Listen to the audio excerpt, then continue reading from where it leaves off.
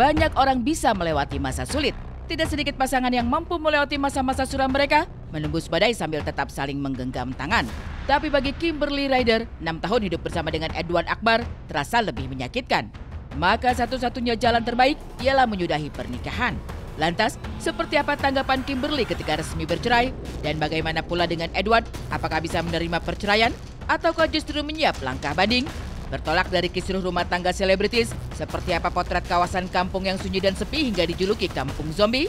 Beralih dari kampung yang ditinggalkan warga, seperti apa kelanjutan konflik uang donasi Agus Salim yang kini merambat ke berbagai pihak dan sektor? Seperti apa juga drama konflik Denny Sumargo dan Farhad yang juga semakin panas dengan adanya aksi saling lapor?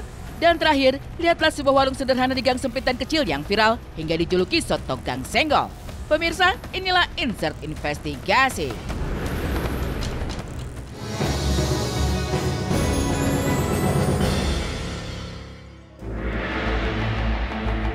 Setelah 4 bulan bergulir, kisruh panas perceraian Kimberly Ryder dan Edward Akbar akhirnya meniti klimaks.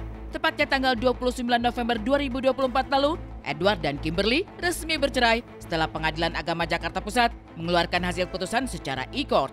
Kimberly merasa lega, keinginannya untuk berpisah dari Edward terkabul. Tapi tentu perpisahan ini bukan kabar baik bagi Edward yang sejak awal ingin kembali rujuk. Lantas, akankah Edward siap ajukan banding atas putusan cerai tersebut? Dan apakah kemungkinan banding Edward akan mengalirkan babak perseteruan baru yang lebih sengit dari sebelumnya? Lega lah ya pastinya, karena ya udah bisa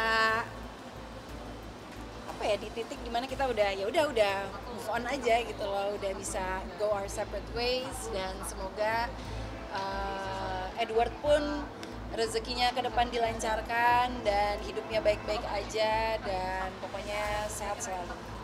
Bagi aku yang penting adalah cerainya di finalize dan juga hak asuh anak pastinya diaku.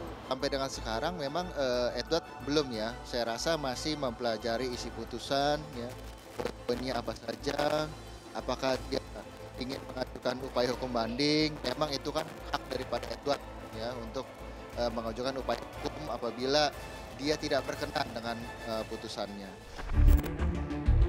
Dengan diputuskan secara e-court, maka tuntas sudah perjalanan Kimberly Ryder menjadi istri Edward Akbar sejak ia dinikahi pada 26 Agustus 2018 lalu.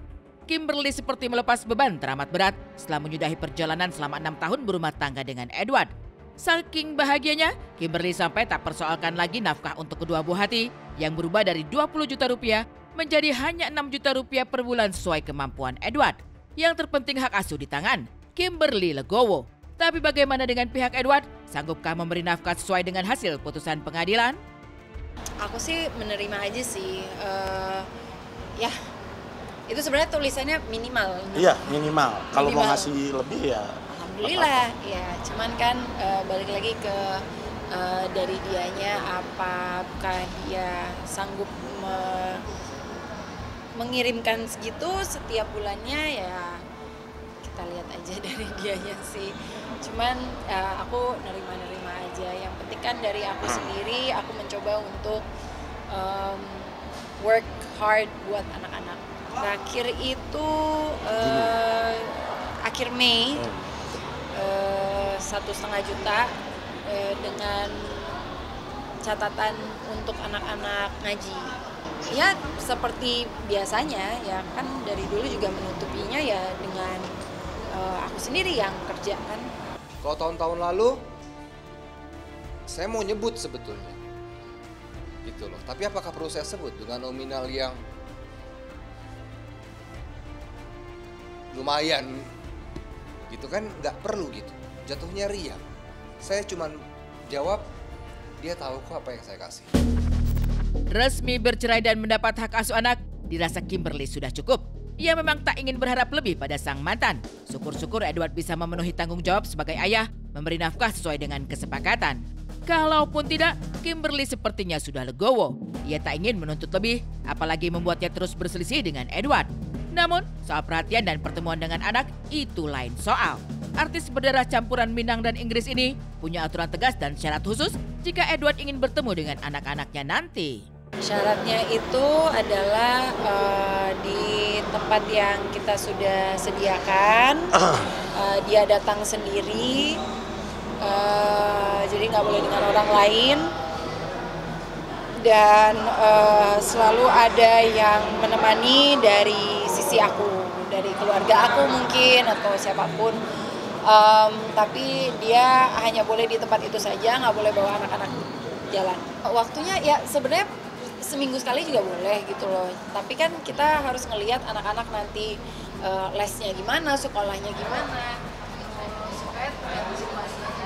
Kemarin ya ketika Redan dan Aisyah pada 19 November dan 20 November, mereka kan baru ulang tahun.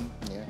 Di sana menurut cerita dari Edward sendiri, dia memang sudah membuka komunikasi ya, menghubungi langsung Kimberly untuk mau mengucapkan secara langsung ya ulang tahun kepada anak.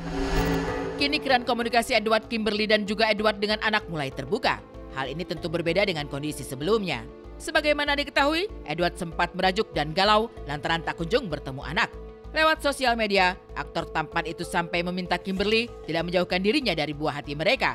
Hal ini seolah-olah membentuk opini bahwa Kimberly lah yang membatasi pertemuan ayah dan anak. Padahal faktanya, Edward lah yang tak pernah ingin bertemu dengan anak-anak di tempat yang telah ditentukan Kimberly.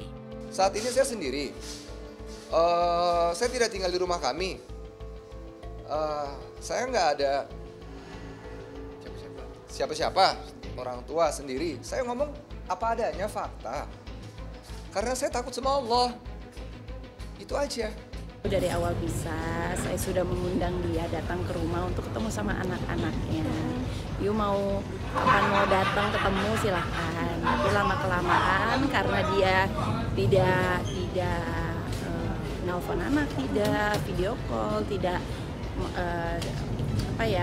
ngejadwalin pengen ketemu, tidak, terus malah nyusahin aku dalam banyak hal pokoknya. Jadi kayak lah trustnya jadi hilang. Jadi dia mikirnya, oh kenapa sekarang harus pakai apa dia ngomongnya syarat. Kenapa harus pakai syarat segala? Ya iyalah, ya trustnya udah hilang. Tak hanya sampai di sini, Edward pun semakin gencar curhat di sosial media. Mengutai kerinduan yang dalam dengan sang buah hati, tapi secara tidak langsung tidak menaruh simpati pada kedua buah hatinya yang sempat menjadi buah bibir karena kedapatan menunggu bajai lantaran mobilnya ditahan Edward. Di titik inilah mau tidak mau orang tua Kimberly ikut angkat suara membongkar semua tabiat busuk Edward. Seumur hidup itu 1 juta terus ngajinya. Gue pikir aja, alhamdulillah cucu gue bisa sekolah, les renang, les ngaji, les membaca menulis bahasa Inggris ya. Ini aja udah biaya berapa Edo? Ya, alhamdulillah anak gue bisa membiayain. Tapi lo hanya 1.500.000 untuk ngaji aja itu lebih Dok, sadar. Saya merasa gagal.